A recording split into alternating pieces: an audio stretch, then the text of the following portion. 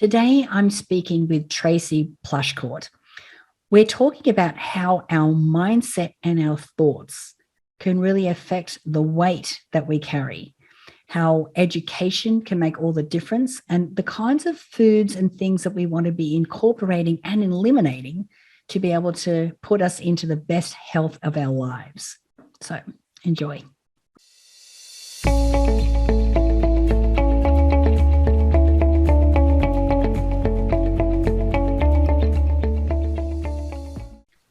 Well, hello, everyone, and welcome to the podcast for this week.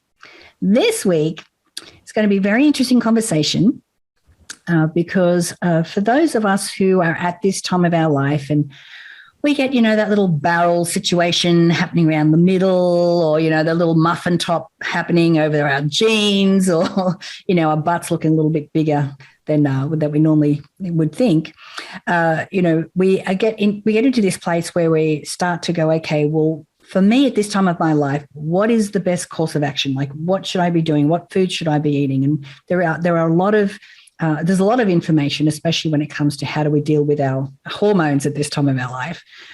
But what's really interesting and what we're going to start talking about today is how our thoughts and how our mindset can very much so influence what that journey is going to be like for us.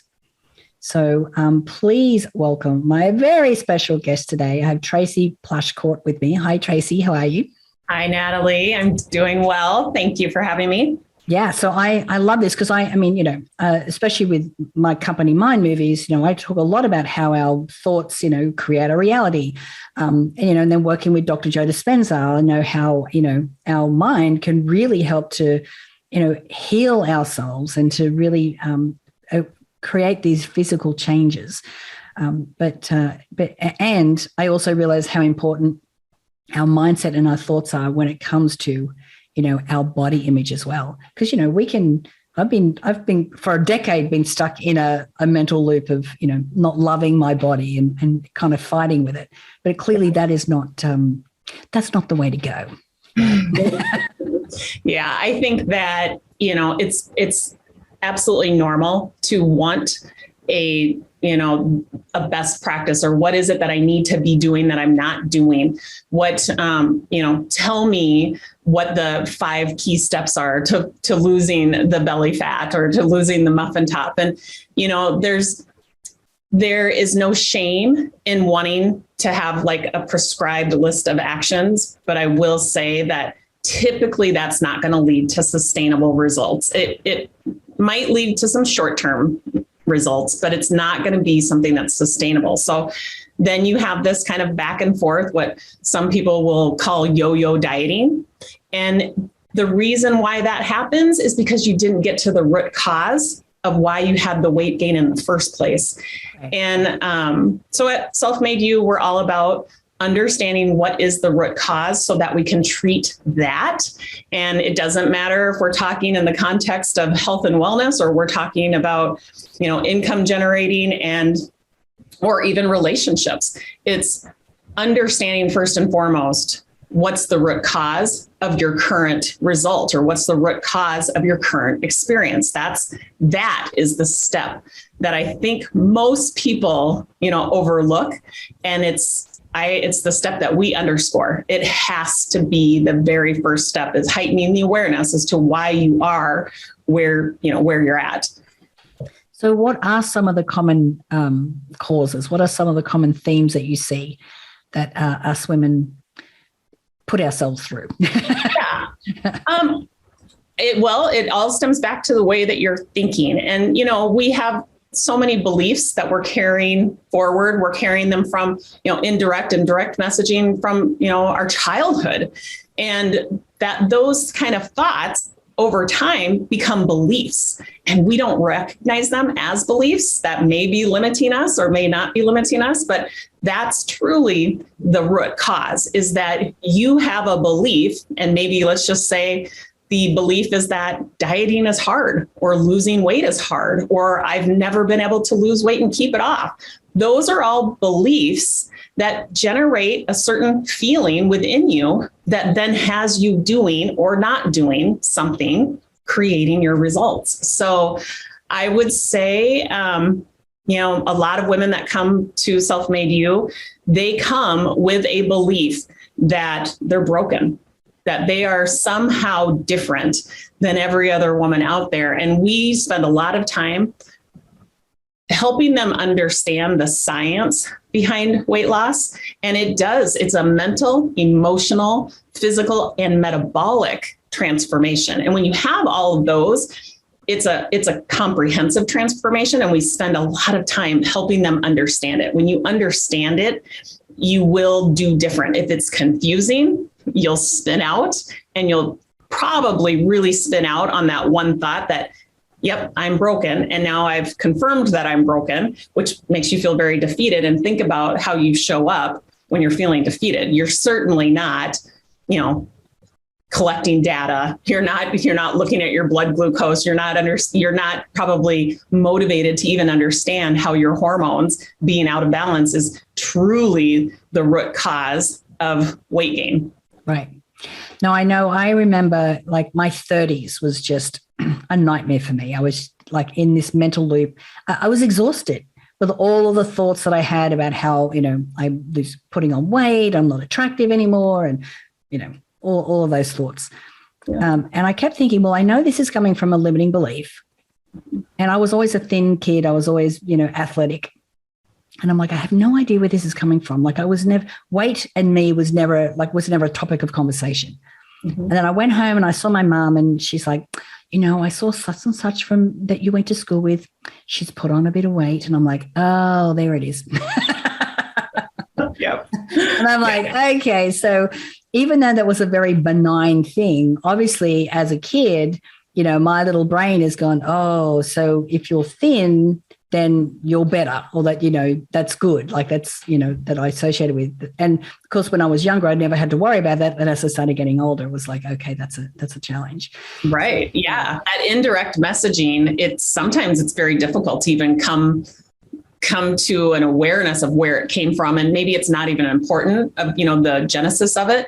But I will say, obviously our parents are a strong influence over us, but we all are also exposed to kind of this diet culture, this, the diet industry, the messaging, the amount of money that is put behind that messaging. It's no wonder we have thoughts like thin equals beautiful and fat doesn't. Of course, we're going to have those kind of beliefs because there's been a lot of money put behind that messaging, to promote, unfortunately, a lot of refined foods, as well as, it promotes the diet industry, for the quick weight loss or magic bullets or shakes or whatever it is.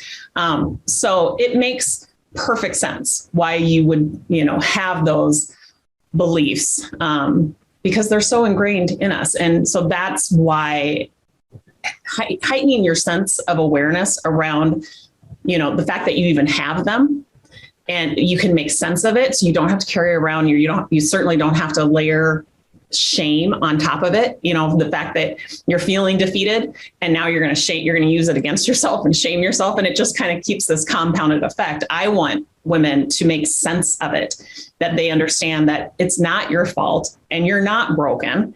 And once you can make sense of how you're creating the results unintentionally, then, and I can show you the architecture, then we can dig in and decide whether we want to continue to have those results. And if the answer is no, okay, well, then how do we become intentional with the way that we're thinking and feeling to then get different, to drive different results? And it's very black and white when you can see the architecture of how you're creating what you're currently creating. It's hard to argue that if you change one of those components, I call it solving the mind math. When you change one component of the equation, you will get a different result. And so I like to draw it out. I'm a very visual person, but I like to just draw that out, that your thoughts plus your feelings is what is creating your reaction very unintentionally. But when you want to be intentional about it, it's your thoughts plus your feelings creates a response. Right. So, and again, you can use that equation for anything that you want to create in your life. But the very first step is having a heightened sense of awareness as to how you got to where you're at. And then making a very intentional choice. Do you want to continue to rinse and repeat, or do you want to change a component of that equation to get a different result? Yeah. Yeah. I mean, obviously awareness is the first step, like awareness of the thoughts that are keeping me in this place, they're keeping me, in this body and this lifestyle. And then, making the choice, the conscious choice, the intentional choice of what I'm choosing to think instead. Mm-hmm. Because we can go, okay, I'm going to release these negative thoughts, but unless I have something that I know I'm going to replace it with, nature abhors a vacuum, and we'll just go back into default and just go back into our thoughts because that's what's familiar to us. Mm-hmm. But I think the other thing that's really important on this journey is educating ourselves. Mm-hmm. What are the kind of foods that we should be avoiding? What are the things that are really toxic to our system that we may not even realize? Right. Right. Yeah. Yeah. If you are noticing that, you're showing up in a way that, isn't serving your deepest desires, if you're not getting closer to your results, yes, it always starts with managing your thoughts and your emotions. But I will say, metabolically, there's that component that you've got to get a hold of, because if you are, a sugar burner, if you are only being run from sugar because you're constantly eating the standard American diet in large quantities, well, then insulin is always going to be present in your blood, and you're always going to be burning sugar for fuel versus burning the fat that is stored on your body for fuel, which your body and your brain actually prefer. And so if you're in a sugar burner mode 100% of the time, it's very unlikely that you're going to ever be feeling super motivated. You're probably going to be feeling low energy, a lot of fatigue, a lot of brain fog. So when I say, it is a comprehensive approach that I always foundationally start on the mental and emotional management, you can't overlook the metabolic side of it. You have to understand how toxic sugar and flour or refined substances actually are. And if you can start to limit that alone will have you more motivated to manage, to actively manage your mind and your emotions. But hard to find that motivation when, you're fatigued, or you have brain fog, or low energy, or even moodiness.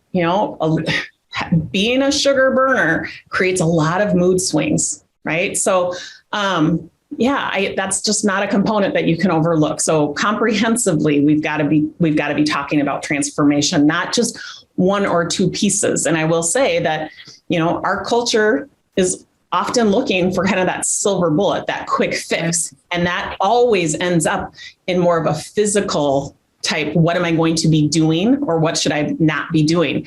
And my counterintuitive approach to this is, you can leave doing or not doing until the very last step.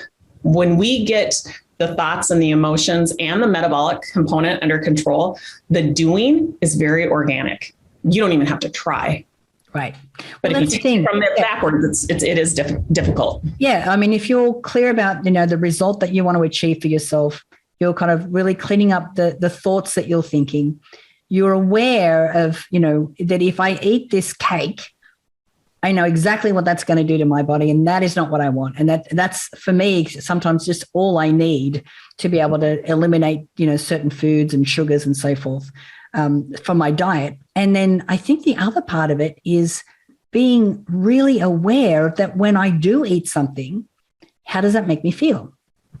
Right. Having that body awareness, because I think a lot of the time we're just so like go, go, go that we're just shoving things in and then going, okay, I don't feel good, but we're not really kind of going a little bit deeper and going, well, how is this affecting me, and how's it, right to my body? Yeah, we teach our clients how to make the best decisions, and you can do that one of two ways. You can make your decisions based on drama, based on all of kind of the primitive fear-based thoughts, very dramatic, or you can make your decisions, base your decisions off of data, which are just neutral. They're very factual. they're neutral. And so we teach our clients, how do you test your blood glucose? How do you test your ketones? We ask our clients to step on the scale every day to grab that piece of information so that we can make informed, educated decisions about next steps.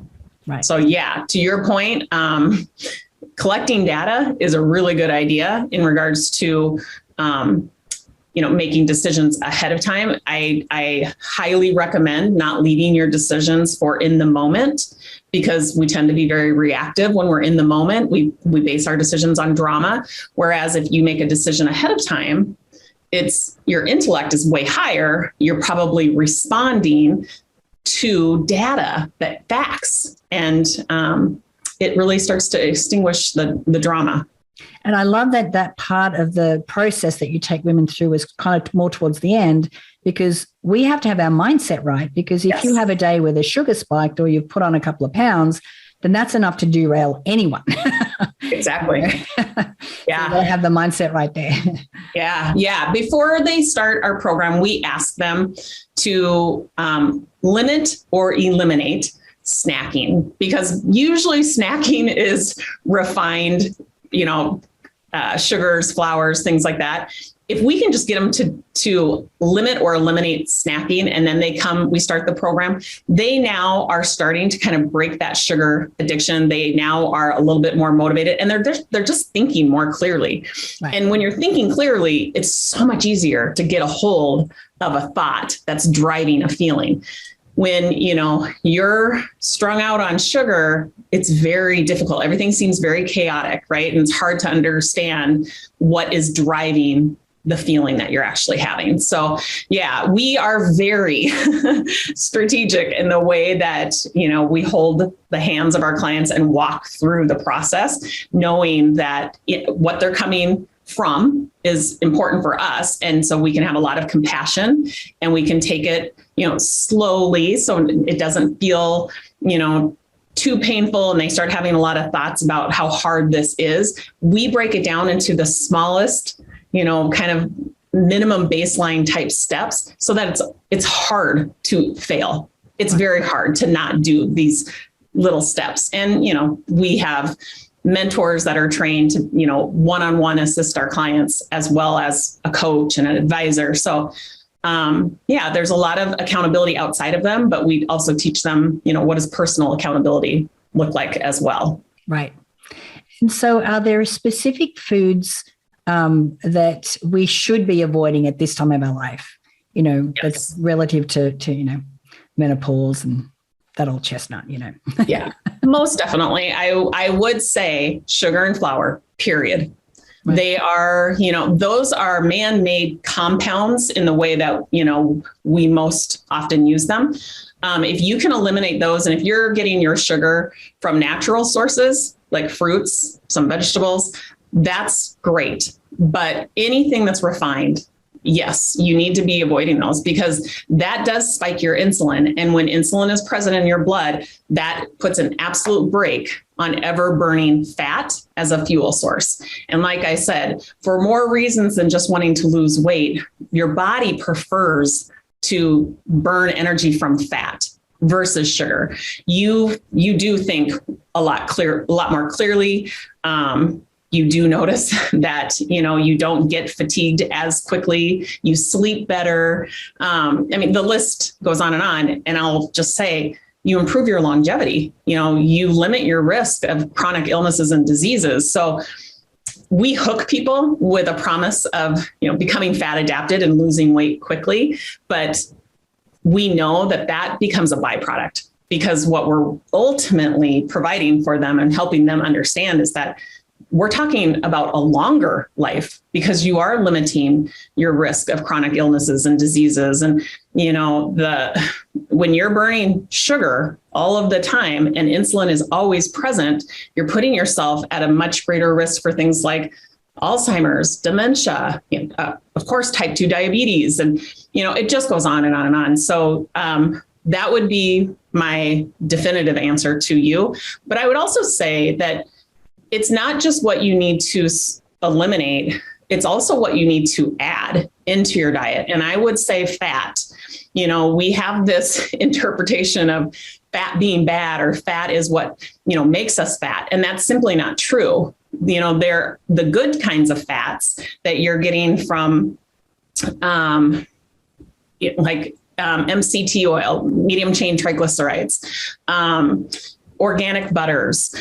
There's olive oil, avocados, olives, all of the good kinds of fats. Those are things that we should be increasing in our diets. And it never ceases to amaze me that, we'll have women that'll be 5 or 10 weeks into the program and they still have not increased their fat to the extent that we'd like to see it.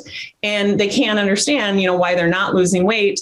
And from a data standpoint, their blood glucose is not dropping and the ketones are not going up. And it's 100% due to the fact that they have not added the fat into their diet. And it's absolutely necessary. So I would also say, when you are eating carbs, make sure that they're coming from vegetables.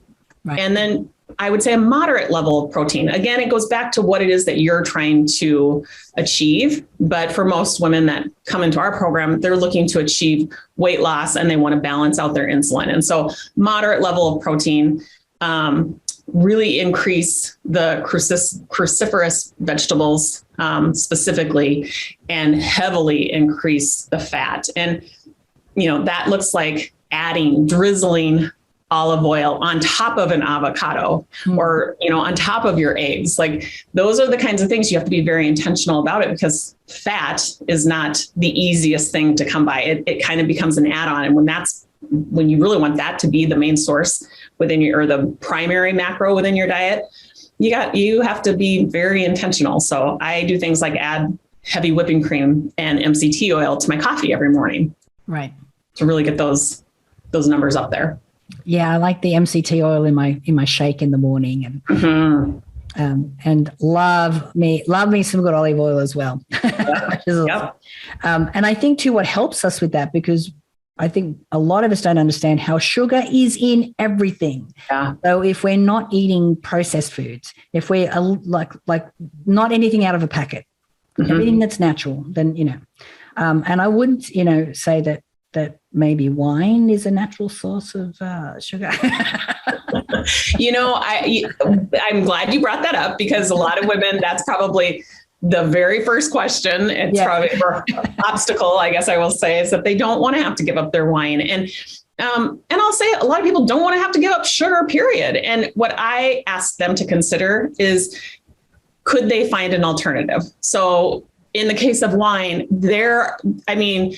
metabolic science is becoming very prevalent. And so now that the world is starting to embrace, low sugar diets or no sugar diets, the manufacturers are starting to follow suit. They're starting to provide. So keeping the demand up is great for the consumers, because there are a lot of low sugar wine options out there, and there's more and more coming to marketplace daily. So I would suggest find your alternatives. If you're a cocktail person, what are the lower sugar alcohols, like a vodka soda versus a vodka mixed with orange juice, right? So just find those alternatives. This is not an exercise in deprivation. This is an exercise in learning and asking yourself, how is this making me feel mentally, physically, emotionally, and metabolically? That's the question we need to be asking ourselves. So there are lots of great alternatives out there. You just have to, dig in and find them. Yeah. And Dry Farm Wines. Yes. They have a subscription, and, they're not all amazing, but there's some really great wines, that you can get from there as well, which have the lower sugar content. And, even vodka soda with like fresh lime or something is great as well. But yeah, and I love how you're talking about, like, we're not depriving ourselves. And I think that's part of the mindset piece as well. If we're going into this going, oh, I can't eat my favorite whatevers, then, then we've already taken ourselves out of the race.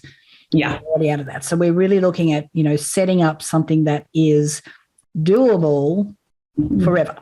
Yeah. I think something that, we could all really benefit from, especially if we have young children now, is teaching them how to feel, how to feel and kind of name an emotion, because we only know that it's something that we don't want to be feeling. Like if I ask you, how are you doing today? A lot of people will answer, good, fine, right? Our vocabulary of emotions is so small. And it's really important that we work on expanding that and really knowing how does it actually feel when it's resonating in our body, so that when you are feeling deprived, you name it. Like, that, oh, I'm feeling deprived. Why am I feeling that way? You're feeling that way because you are, thought looping. There's kind of a thought error going on in your mind. But if you don't even have the wherewithal to name deprivation, then you're certainly not going to, trace it backwards and find out what the root cause is. You're probably going to just be reacting because you don't want to feel that way. Right. So it's, I tell people, I want you to stand on the scale every single day. Why do I do that? Because there is a whole lot of feelings associated. There's a whole lot of thoughts associated with standing on a scale every day. And I want them to feel that. I want them to name that, because that's like a very big red flag that's where the work is needed right there. Same thing with fasting. We incorporate fasting into the protocol. So it's not just the foods that they're eating. It's also we're extending the amount of time in between those meals. Let me tell you, Natalie, there's a whole lot of thoughts going on around fasting and their ability of not being able to eat, the ability to go 12 hours without food. They have thoughts, I'm going to starve to death, which is going, makes them feel panicked, which when they're feeling panicked, that doesn't end well. So I need to heighten their awareness around what is it that you're feeling, so that we know, okay, this is clearly where the work needs to be done. And it's so simple if you have the awareness of what's causing it, what that root cause is. Yeah. And Tracy, the other thing I love about what you do is that you're really putting all the power back with the women themselves. Yeah. Self-made you. This is all about how you step in, how you create, how you, really take charge and feel like, maybe for the first time in your life, you have control over your thoughts, over your actions, and over how your body, shows up for you and supports you in everything that you do. So if people want to reach out to you, Tracy, where can they do that? Where's the best way to connect with you? Yeah, they could check us out on my website. It's www.self-made, and then it's the letter U.com. We have free courses on there that teach you how to, collect the data that you're creating for yourself and how to make decisions from that data. And we also have an app. So if you go to our website, it'll tell you exactly how to download our free app. And I'm in there all day, every day, talking to a lot of friends. Now that's what we consider them, because we're talking to them through the app. So that's probably the best way to get in touch with us. Wonderful. Well, Tracy, thank you again for your time today. I knew this was going to be a very interesting conversation, which it has been. And I think, like I said, we don't have to struggle. Right. We have a choice. Amen. And you're reaching out to Tracy and you're working with her, that she's giving you the formula on how you can feel good about yourself and look good for the rest of your life. And that's what we're all about. Thank you, Natalie. I think you are such a good representation of what it means to be self-made. I've really enjoyed listening to your podcast. And so kudos to you. Thank you so much. All right. Thanks, everyone. And we'll chat to you again next week.